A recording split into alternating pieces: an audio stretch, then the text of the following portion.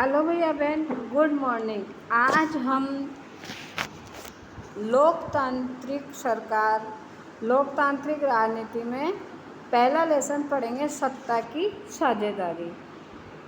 तो इसका मैं आपको थोड़ा सा परिचय दे देती हूँ कि इस अध्याय के साथ हम लोकतंत्र की उस यात्रा को आगे बढ़ाएंगे जो पिछले साल शुरू हुई थी। पिछले साल हमने देखा कि लोकतांत्रिक व्यवस्था में सारी ताकत किसी एक तक सीमित नहीं होती है।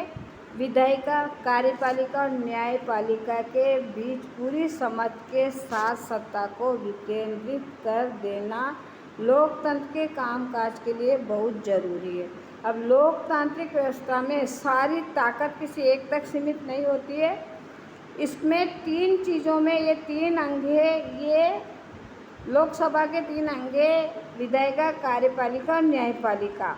तो जो सत्ता का जो कार्यकाल काम होता है, जो लोक काम होता है, वो उसको ये विधायिका, कार्यपालिका और न्यायपालिका के माध्यम से पूरा किया जाता है।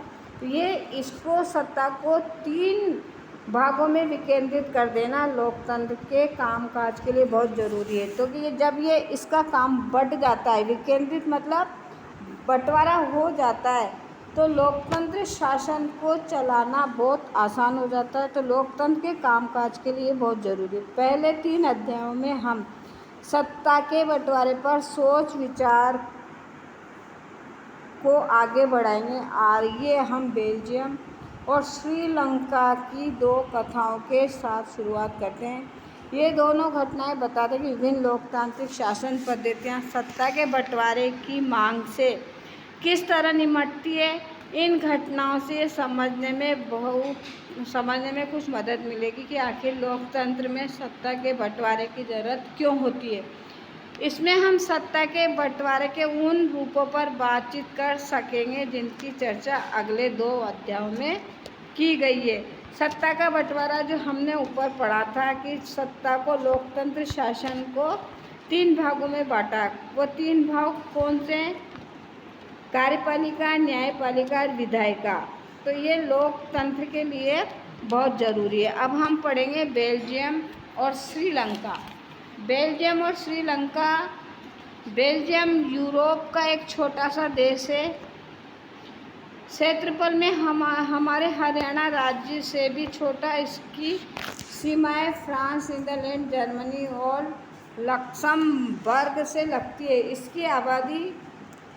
इसकी आबादी 1 करोड़ से थोड़ी अधिक है, यानी हरियाणा की आबादी से करीब आधी। इस छोटे से देश के समाज को जातीय बनावट बहुत जटिल है। देश की कुल आज़ादी का 59% हिस्सा फ्लेमिश इलाके में रहता है। डच बोलता है विशेष 40% लोग वॉलोनिया क्षेत्र में रहते हैं। फ्रेंच बोलते हैं शेष 1% लोग। जर्मन बोलते हैं। राजधानी ब्रुसेल्स के 80% लोग फ्रेंच बोलते हैं। 20% लोग डच भाषा। अल्पसंख्यक फ्रेंच फारसी लोग तुलनात्मक रूप से ज़्यादा समृद्ध और ताकतवर रहे हैं। बहुत बाद में जाकर आर्थिक विकास और शिक्षा का लाभ पाने वाले डच भाषी लोगों को इस स्थिति से नाराज़गी थी। इसके चलते 1950 और 1960 के दशक में फ्रेंच और डच बोलने वाले समूह के बीच तनाव बढ़ने लगा। इन दोनों समुदायों के टकराव का सबसे तीखा रूप ब्रुसेल्स में दिखा। यह एक विशेष तरह की समस्या थी। डच बोलने वाले लोग संख्या के हिसाब से अपेक्षाकृत ज़्यादा थे, लेकिन धन और समृद्धि के मामले में कमज़ोर और अल्पमत में थे। आइए इस स्थिति की तुलना एक और देश से करें। श्रीलंका एक द्वीपीय देश है जो तमिलनाडु के दक्षिणी तट से कुछ किलोमीटर की दूरी पर स्थित है। इसकी आबादी करीब 2 करोड़ है, यानी हरियाणा के बराबर। दक्षिण एशिया के अन्य देशों की तरह श्रीलंका की आबादी में भी कई जातीय समूह के लोग हैं। सबसे प्रमुख सामाजिक समूह सिंहलियों का है, जिनकी आबादी कुल जनसंख्या की 74% है। फिर तमिलों का नंबर आता है जिनकी आबादी कुल जनसंख्या के 18% है।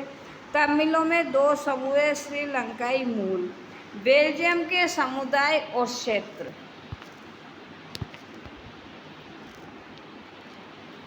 अब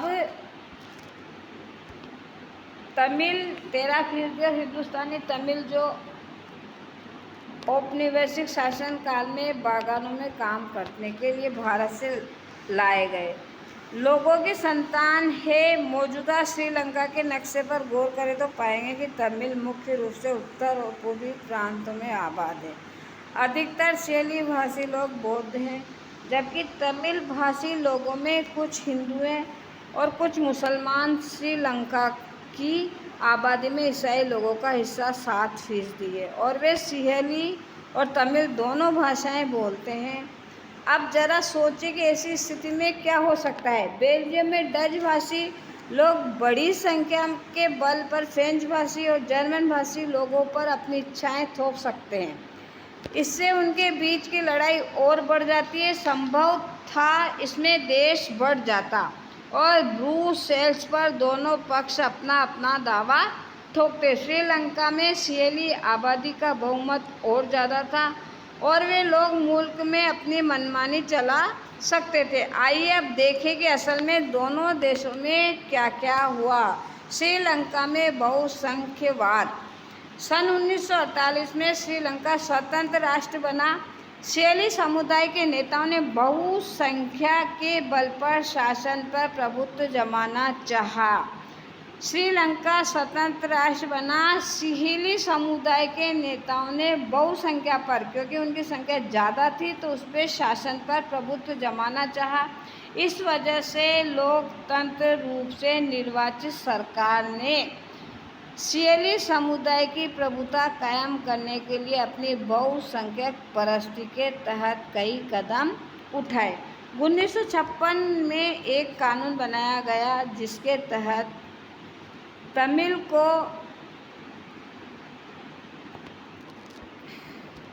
राजनीतिक अधिकार से वंचित कर रही है। नौकरियों और फायदे के अन्य कामों में उनके साथ भेदभाव हो रहा